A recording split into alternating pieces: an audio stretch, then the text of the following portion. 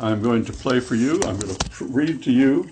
I'm going to tell you some poems. And this is the Branche Solen, and this is about revelation and reinvention. And as I say, this whole program is dedicated to Ray Charles.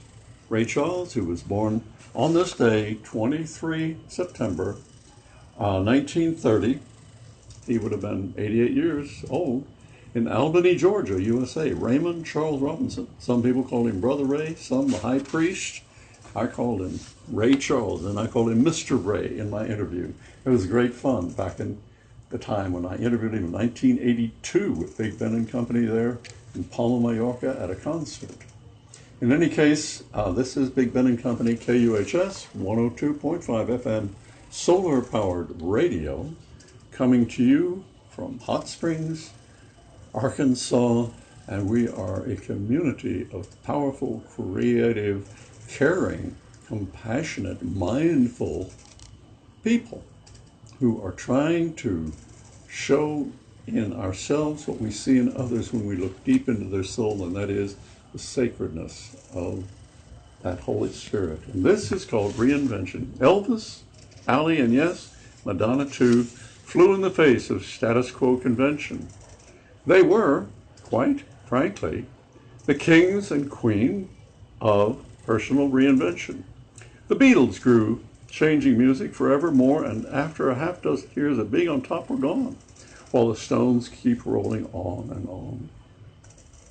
Personal growth and its application is answering a call beyond self, serving a higher good than dog eat dog on the way up to the top of Industry's shelf. Today, mere footnotes of chosen endeavors enough to be recognized beyond the next generation. Never. In the meantime, how many others came and went along the way, becoming spent, as they could go no further down the path that would have their names forever last. Dr. J and Michael Jordan set the stage for on-court standards. NBA types are now weapon-wielding immature thugs or grandiloquent philanderers. The last time a politician really meant the buck stops here was with the one who said it, and he ended up out. Not a lame duck coward like W, the current lout. HST was more in tune, concerned with the people's needs than a self-perceived place in the annals of history. Economics has always been about supply and demand, the driving commerce of the working woman and man. But greed and cheating every step of the way are the pivotal positions of this world's commerce today. Societies once were helpful of a neighbor in both small and large towns. Populations knew they were independently fine, yet could rely on one another. Many thought of others as humanity's brothers, and in truly tough times wouldn't take advantage for the sake of a dime. And what of you and me? What do we bring to this world? Inspiration, leadership, in search for truth? The wherewithal for each to improve? Are we here for some higher good, and given the opportunity, we would? Keep reinventing yourself to be better, more giving. Strive to be compassionate, to do right, and protect those who lack without expectation, reward, or receiving back. Give of yourself each and every day to family, community, in your work, your play. Take all the cliches, Madison Avenue touts, and experience them in action and behavior instead of solely by mouth. Come on, grow and experience. Becoming a better you. Live your life by what you should do. As a member of this human race, make your world, your sphere of influence, a better place. Become a new you, brave and bold, without a trace of the old. Do it for your mental health. They did, you can too. Reinvent yourself. Well, that's pretty good stuff from Branche Solen. And I was thinking of my friend John Huntsman, whose son is now John Huntsman Jr., is the ambassador to Russia, whom I held in my hands and my arms at the marriage of our friend Dan Hendrickson in 1963 at the chapel of the SEAL team won in Coronado, California. And John Huntsman wrote a book called Cheaters Never Win. And when he died, a multi-billionaire, he'd given away almost $1 billion in charities. He said he wanted to die a poor man, but there was so much money he made with Huntsman chemicals and products, he kept giving it away and giving it away. John Huntsman, homage to you and to your son, doing a great job over there in Russia for us. And there's Bonnie Swayze, who was the sponsor of our film and inspires us always as a goddess, as a mentor supreme. And Bonnie, thank you for all you're doing to help people like Marcy Smith, and to you, Jason Reisner, for all you people contributing and helping in so many ways. You know, I consider that I am always trying to do what Bonnie once asked me, why do you help people all the time in prisons? Why have you been working in prison for 55 years and you have halfway houses? What are you doing all this for? And I just said, my mama told me to. And, you know, I do believe that I'm doing what my mama told me to do. But I lost my mama when I was a small boy, and I met a guy named Lou Goddard Jr., who won an Academy Award for Offering a Gentleman.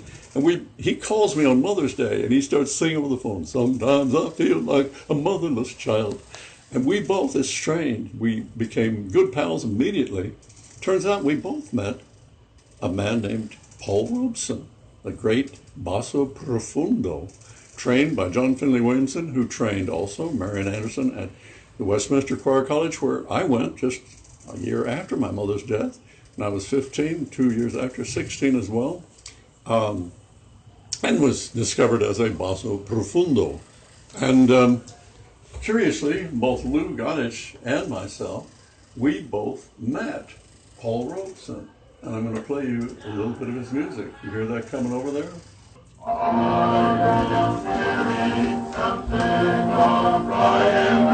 crying all the living and scared of dying. The old man river is so deep rolling home.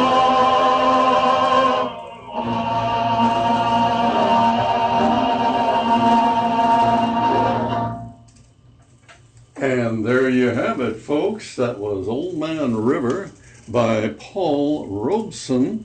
And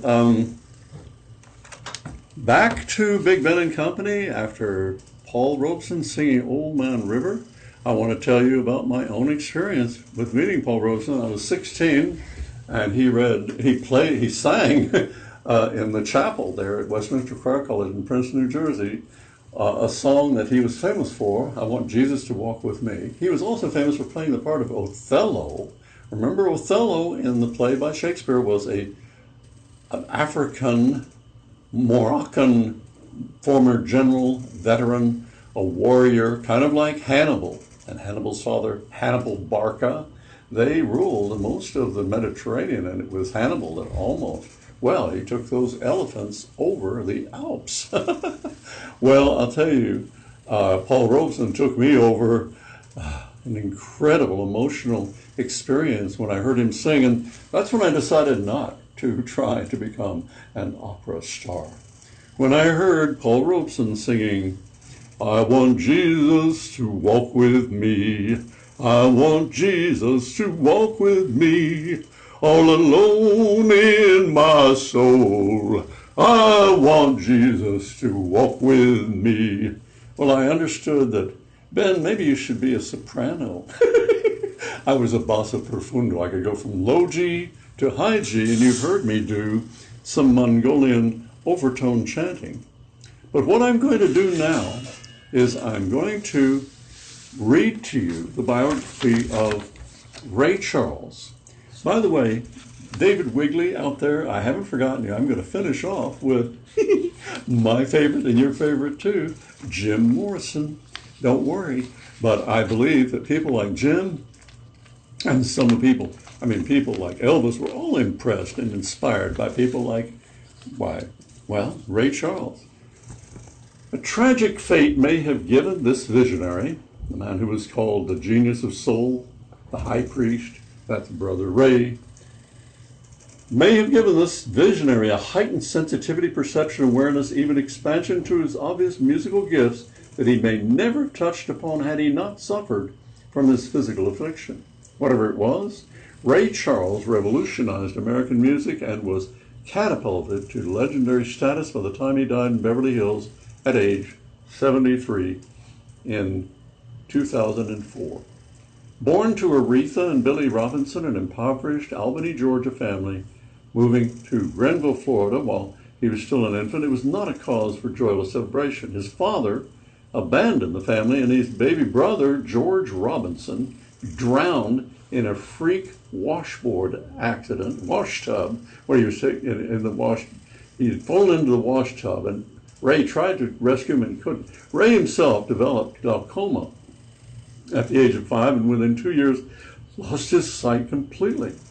By the way, this interview that I had with Ray Charles was backstage between sets at the concert in Palma, and Ray told me about going over to a friend's house when he was 3 and banging away with both his hands and fists on the piano. And the man came over, instead of scolding him and slapping him and chastising him, said, "No, let me show you, my little friend. You just take one finger at a time, one key at a time." And this man taught Ray Charles how to play the piano.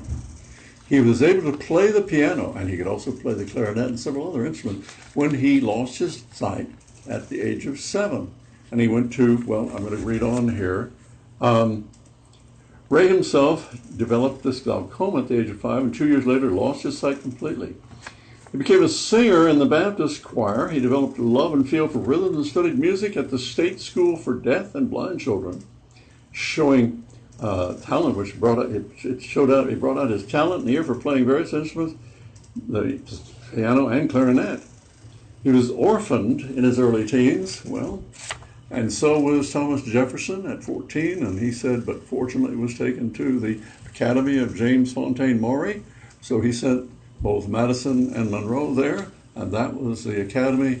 James Fontaine Maury was a great-great-grandfather of mine. I just got to trickle all these things in because I feel like I'm part of a beautiful rhapsody called The American Dream Come True. Anyway, he was orphaned in his teens, and Ray joined a country band at the age of 16 called the Florida Playboys. Moved to Seattle in 1948. He and the Southern guitarist Cassidy McGee formed the McSun Trio, with an emphasis on early easy style jazz. Ray also played in bebop sessions on the sly. He departed from the McSun Trio, signed with Los Angeles-based Swing Time Records, becoming the pianist for rhythm and blues great Lowell Fulson and his band. Atlantic Records eventually picked him up, and along the road he would become composer, writer, and arranger to his own formidable list of talents. His first R&B, rhythm and blues, hit was Confession Blues, Los Angeles, 1949. You know, I knew Slim Gaillard at the same time. Slim Gaillard and Slap Stewart. Slim Gaillard had a hit in 1947 called Cement Mixer Putty Putty, which was part of an album. And it was banned because they thought it must be naughty because it was a Negro making that song, Cement Mixer Putty Putty. It was funny because Slim Gaillard had a little book called Slangwich, which both Jack Kerouac and Neil Cassidy used to go down to this bar called Say When, where he would hold forth and sing and play. But Cement Mixer Putty Putty was about the same time. In 1951, Ray had his first solo chart buster with Baby, Let Me Hold Your Hand. His amazing versatility and raw, soulful delivery quickly caught on with audiences, helped put Atlantic Records on the map. Hits like Mess Around, Things I Used to Do, A Fool for You, I Got a Woman, Drowning My Own Tears, and What Did I Say in 1959 pushed gospel and rhythm and blues to a wider crossover audience. They said that he took gospel and rhythm and blues and put them all together, and even country. He made a move into country music, the arena, unheard of for a black singer.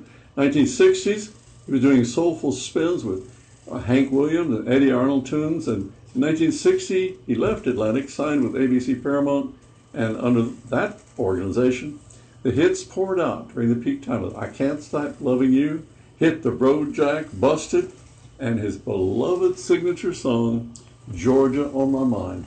Well, you know, I'm going to play some of his songs, but I'm going to play this interview with him. But his landmark 1962 album, Modern Sounds in Country and Western Music, isn't that amazing? He got into that as a black musician. And he talks on this recording that I have with him about what was called race music. And we know what that means. We're talking about African American, what was called Negro, what was called by that kind of music that crossed over into gospel and rhythm and blues and then country western, and he made them all come together. He combined them.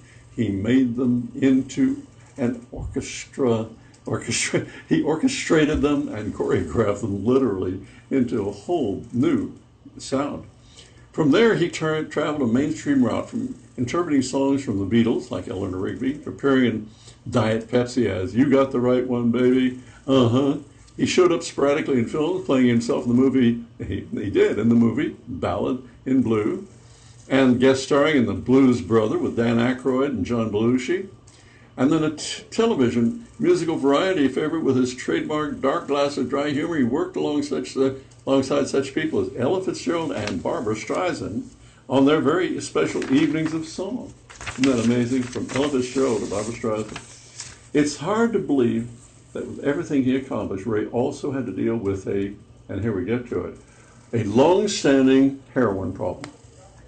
In the mid-1960s, he was arrested for possession of heroin and marijuana, and it was revealed that he had been addicted for 2 decades, for over 20 years, from the 40s. But by 1965, he was completely recovered from the heroin addiction and all drugs.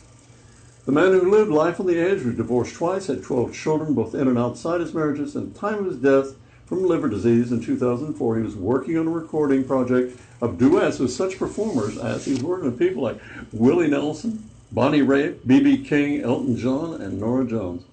This collaboration, entitled Genius Loves Company, led to an incisive win at the Grammy Awards, 8 posthumous trophies, including Album of the Year and Record of the Year. But that was Mr. Ray Charles, and I'm going to play some of his music for you, but I'm also going to play for you the interview that I had with Mr. Ray Charles. And here we go, folks. To talk to Mr. Ray Charles, Mr. Ray, after the concert, things that we have been asking here on the program: what are the blues? What influences people who are composers? What is a performer and a composer trying to do when he performs this music? And there are hard questions and hard answers. Mr. Charles turned out to be an extremely articulate individual, and we were very pleased to have this interview. So we'll go right into this. When you did the road check, I was saying, what's happening? And Mayo talked to one of the folks in the orchestra. They said, listen, he was playing with it, he had total control the whole time, and he just took it right on out. You did. It was so beautiful. Yeah. Well, see, that's the thing. That's the good part about it. Your song, like that, you can have fun with it. Not only lyrically, but you can have fun with the music. But what we were doing was running what the musicians call forwards. We changed the song, and go in different directions. And it made it interesting. As a matter of fact, I think they were even surprised the first time I said it. Looked surprising. I didn't know whether it was good. I think they were wondering what the hell I was going to do. But it's the kind of a thing that if you listen, it'll come to you. It'll all register. You can see it. Because music will always, it has, well, at least when I play it, there is a chorus, and if you listen, you can see where it's going. Well, I think people just gave themselves up to it. Excuse me. What was it that really grabbed you about yesterday to pick that up and make it your own? I see what you mean. It would be the same as if I heard a song by George Gershwin and Ira Gershwin or Cole Porter or Rogers and Hart, or in other words,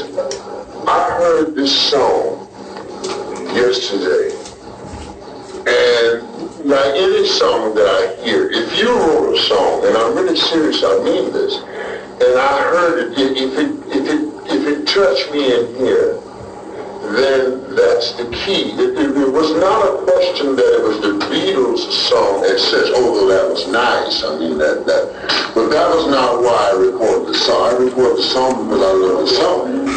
You see, it was a beautiful song. It could have been written by anybody. And if I had heard it, I would have still tried to do it because it's so pretty. It's very pretty. For example?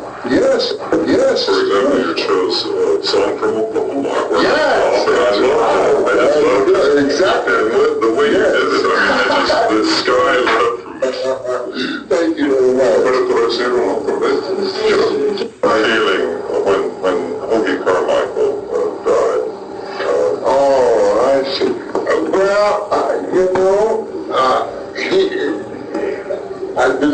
I'm always very touched when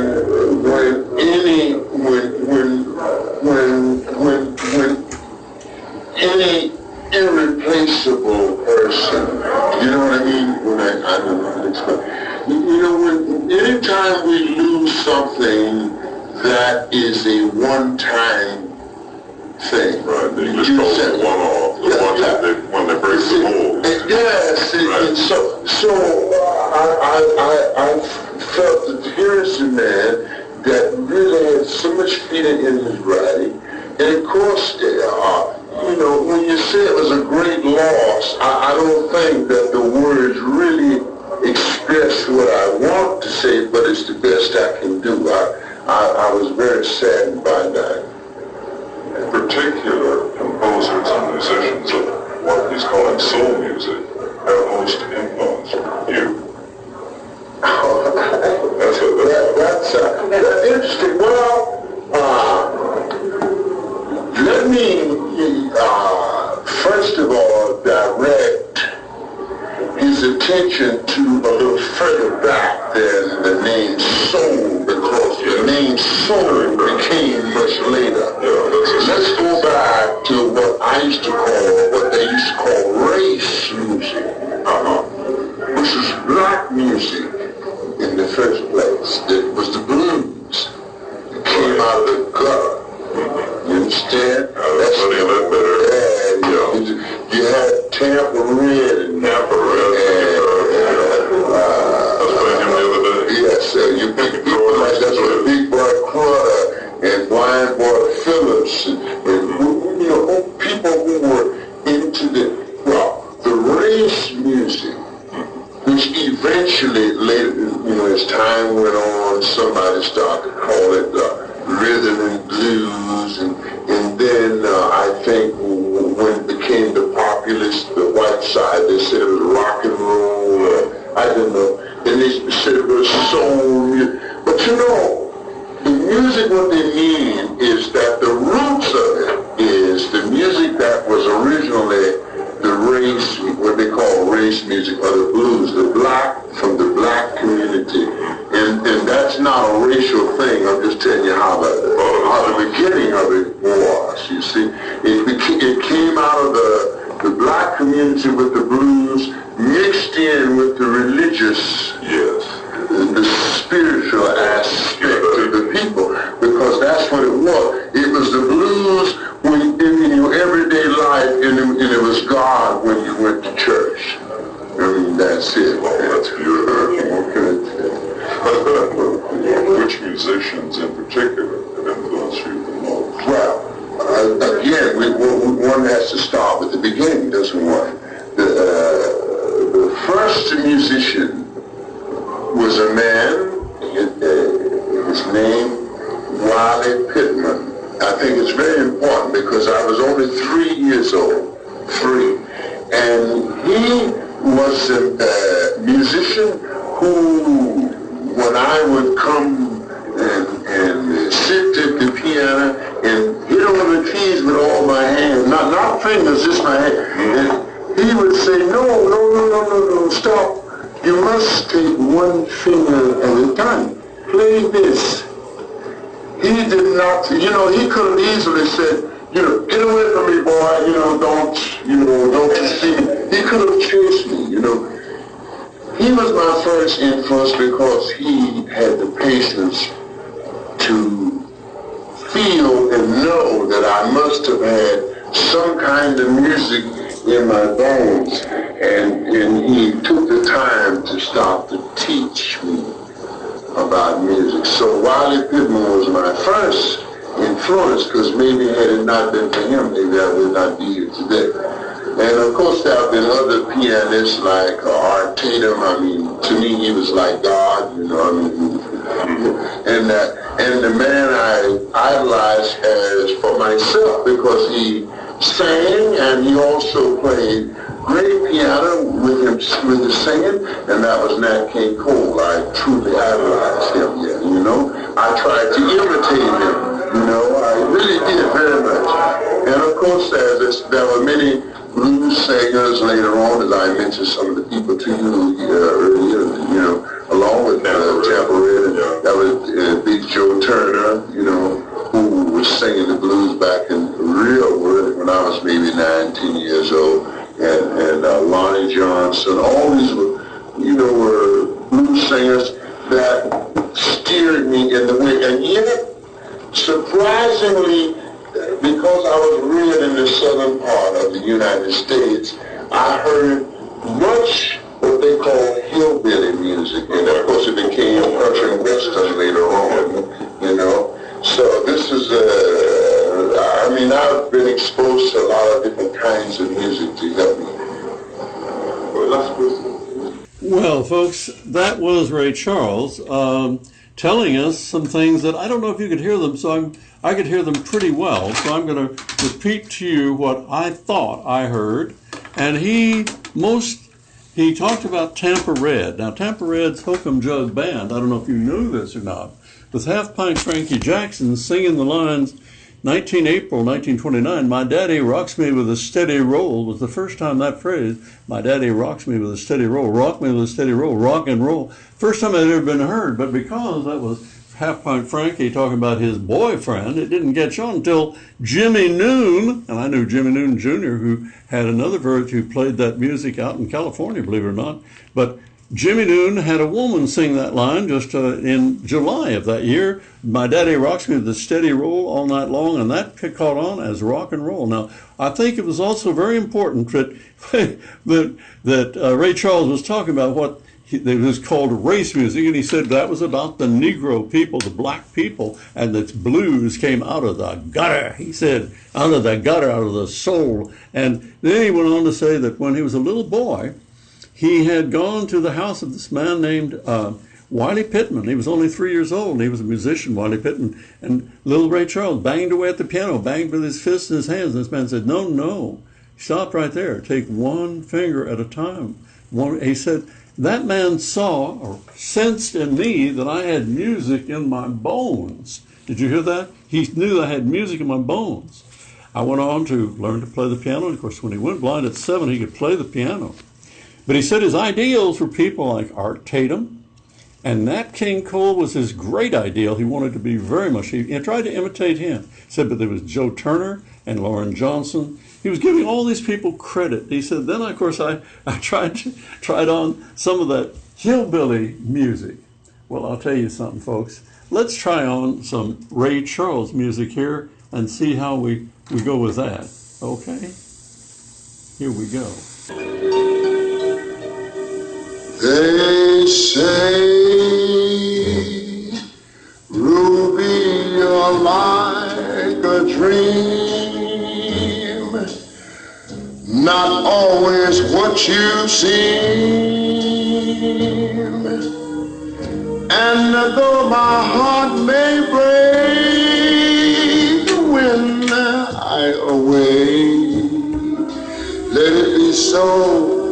I only know, Ruby, it's you.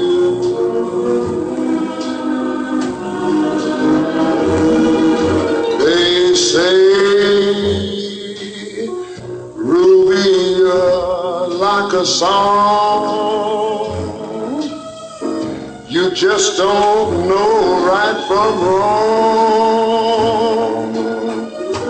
And in your eyes, see heartaches for me. Right from the start, who stole my heart? Ruby, it's you. I hear your voice, and I must come to you. I have no choice, so what else can I do? They say, Ruby, you're like a flame. Into my life you came, and though I should be well, still I just don't care. You thrill me so, I only know, Ruby, it's you.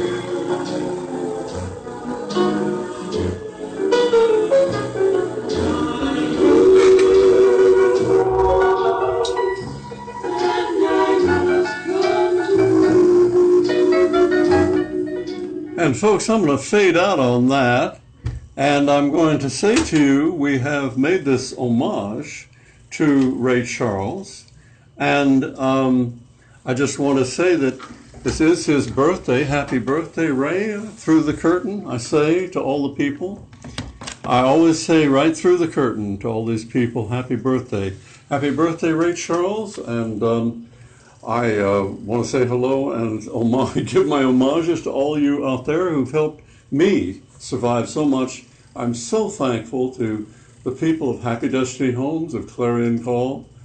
Thank you, Donnie Scott, for helping us get started on that, and thank you for keeping us going, Rick Gillian and Clara Burke and all the people with Happy Destiny Homes. Marcy Smith, thank you. And thank you, David, out there. David Wigley, I promised you that I would play some music here today, and I would play some music from the, well... You know the day destroys the night, night divides the day, trying to run, trying to find. Jim Morrison, for you, David, and for all of us. We break on through to the other side and run and start on tomorrow morning, folks. See you next week. Big Ben and Company.